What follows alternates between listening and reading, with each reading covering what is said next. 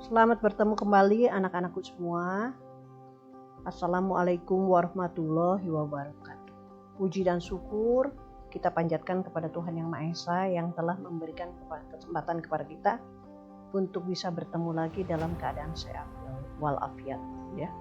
Berbeda dengan pertemuan sebelumnya yang dilakukan melalui Blue Button dan Zoom, pada pertemuan kali ini saya akan menyampaikan pemaparan mengenai mata kuliah kita melalui video. Pada pertemuan kelima ini, saudara bisa melihat di dalam detail itu ada beberapa bahan presentasi dan juga ada kuis dan ada penugasan lainnya. Nah, kami yang mengajar manajemen revenue ini adalah sebuah tim, ya.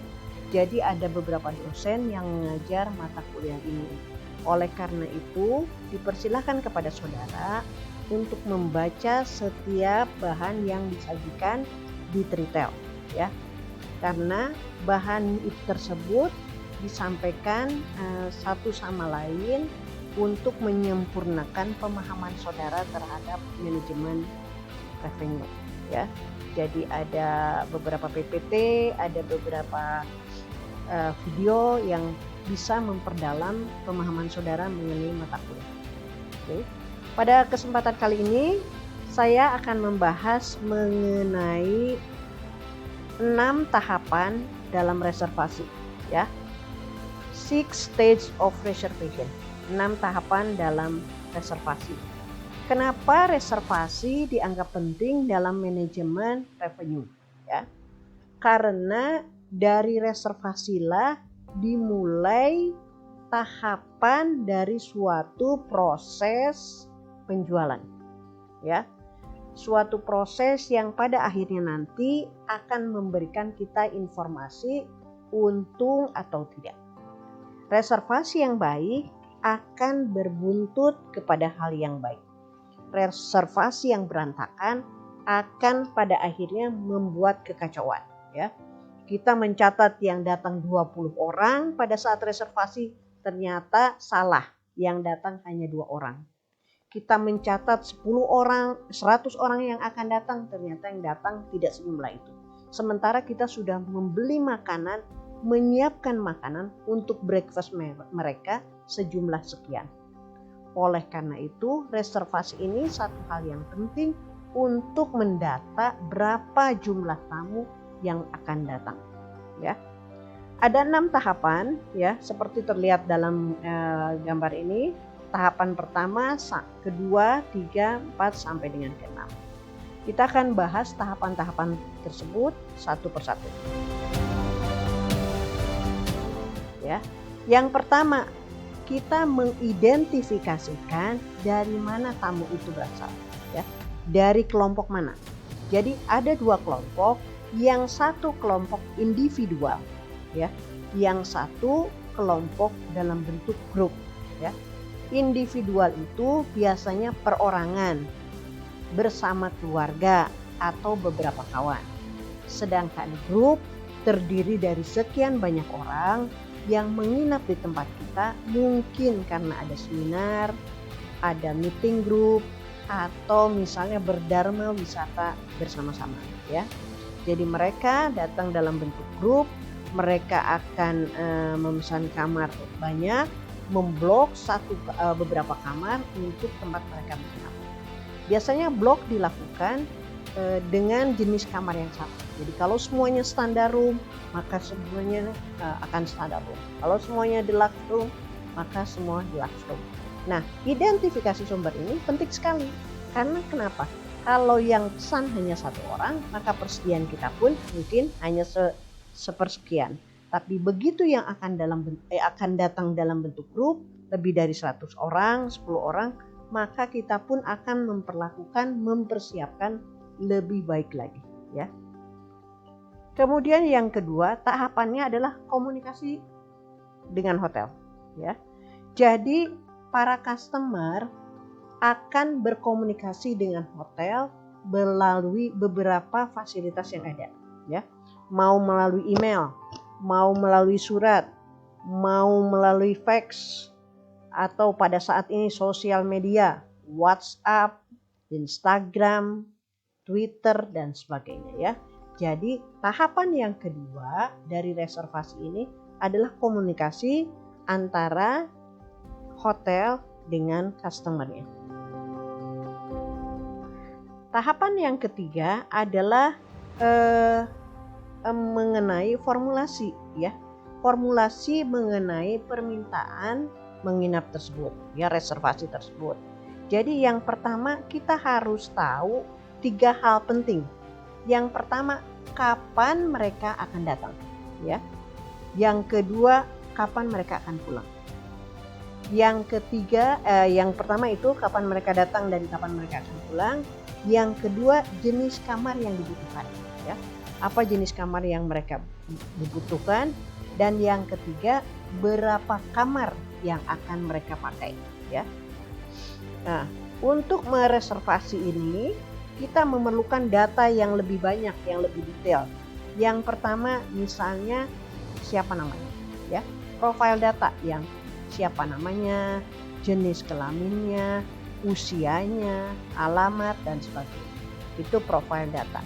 Yang kedua adalah kapan mereka akan datang, jam berapa, dan kapan mereka akan pulang, jam berapa. Ya. Berikutnya adalah berapa jumlah orang yang akan hadir. Ya. Kemudian berapa kamar yang diminta, berapa harga yang ditawarkan, berapa reservasinya, bagaimana statusnya. Apakah mereka akan menunggu, waiting list, dan sebagainya. Kemudian apakah mereka memerlukan penjemputan dari bandara? Ataukah apakah mereka juga nanti perlu diantarkan ke bandara? Nah, itu semua didata. Kemudian dari mana mereka memperoleh data mengenai hotel kita? Apakah dari travel agent? Apakah dari website? Apakah dari OTA? Itu juga dimasukkan pada saat kita reservation request. Kemudian kalaulah grup itu dari perusahaan, maka dicatat perusahaan mana yang mengirim mereka ya. Berapa malam mereka akan menginap, kamar mana yang mereka perlukan ya. Terus jenis tempat tidurnya bagaimana? Apakah 2 tempat tidur single atau 1 tempat tidur besar ya. Kemudian kita juga mencatat kapan reservasi dilakukan ya. Terus bagaimana pembayarannya? Apakah akan ditagihkan ke kantornya? Apa bayar pakai kartu kredit? Apa dibayar personal ya? Ataukah dikasih cek ya, dikasih surat garansi dan sebagainya ya. Pokoknya semua data-data tersebut harus kita masukkan pada saat reservasi pertama kali dilakukan oleh customer kita ya. Dan juga data-data yang lain yang mungkin seperti misalnya dari mana kebangsaan mereka. Karena seperti yang sudah ketahui bahwa setiap bangsa memiliki keinginan, need, dan kebutuhan yang berbeda.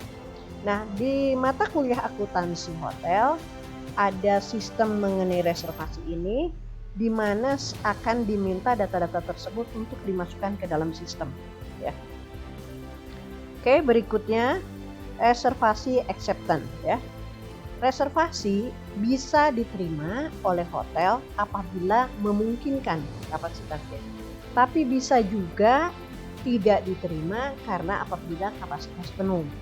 Atau kalau tidak, mereka akan dibuat dalam bentuk waiting list ya, antrian. Apabila ada yang cancel, mereka bisa kita masukkan ya. Apabila ada yang membatalkan, cancel, tidak jadi datang ya, atau hal-hal lain ya, delay pesawat atau dan sebagainya, maka itu bisa kita masukkan dalam grup yang dalam bentuk waiting list ya. Atau bisa juga kita tolak apabila reservasinya itu sudah tidak memungkinkan untuk kita masukkan ke dalam kamar karena kamar yang tersedia tidak sudah penuh, sudah fully book ya. Jadi tetap kita harus memberikan informasi apakah bookingan mereka diterima ataupun tidak. Berikutnya konfirmasi notifikasi ya.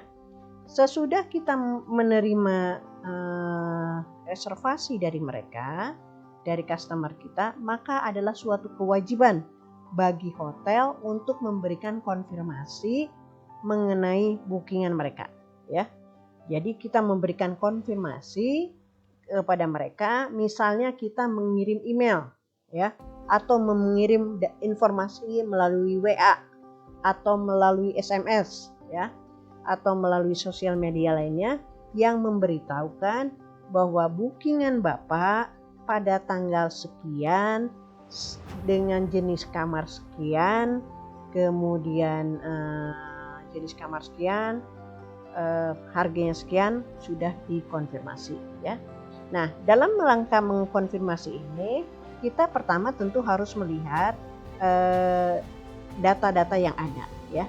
Apa saja data yang kita minta dari mereka dan apa yang harus kita gali, informasi seperti misalnya berapa harga kamar yang akan diberikan atau yang diminta oleh mereka kepada kita. Kita bisa menginformasikan bahwa harga standar sekian, harga deluxe sekian, harga suite room sekian, gitu ya.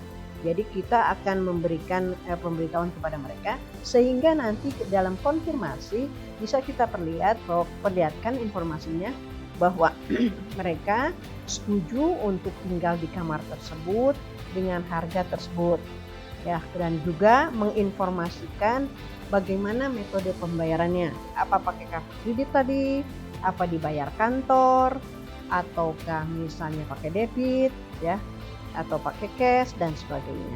Nah, kemudian apabila terjadi pembatalan, maka harus dilakukan beberapa prosedur.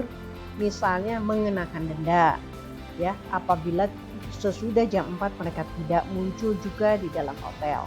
Atau kalau itu dipotong misalnya sekian persen dari uang deposit mereka.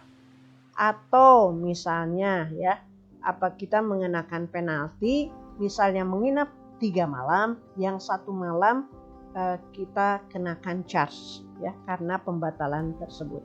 Jadi konfirmasi notifikasi ini penting sekali untuk kita sampaikan kepada customer agar tidak terjadi kesalahpahaman apabila menjadi menginap atau terjadi pembatalan atau terjadi perubahan.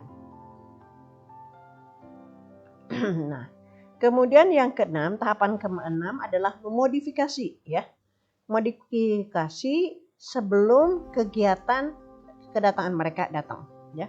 Jadi sebelum terjadi booking hotel tersebut, maka kita harus melakukan beberapa aktivitas untuk mendata sebelum customer tadi datang, ya. Kapan aktivitas yang kita lakukan adalah mencatat kapan datangnya, kapan pulangnya, jumlah kamar, ya, kemudian penjemputan, kemudian depositnya bagaimana untuk menginap tersebut, apakah dibayar cash di muka ataukah nanti baru belakangan ditagih, terus berapa banyak orang yang akan datang dan bagaimana mengenai pembatalan, ya. Setiap pembatalan reservasi harus diinfokan jauh sebelumnya ke dalam sistem, ya, diinformasikan, ya. Jadi informasi itu akan memberikan tahu infonya siapa yang membatalkan namanya, alasan pembatalan, tanggal pembatalan, ya, nomor telepon, kemudian referensinya dan alasan pembatalan, ya. Sehingga kita tidak berharap mereka datang, ternyata mereka tidak datang. Terima kasih, selamat bertemu kembali.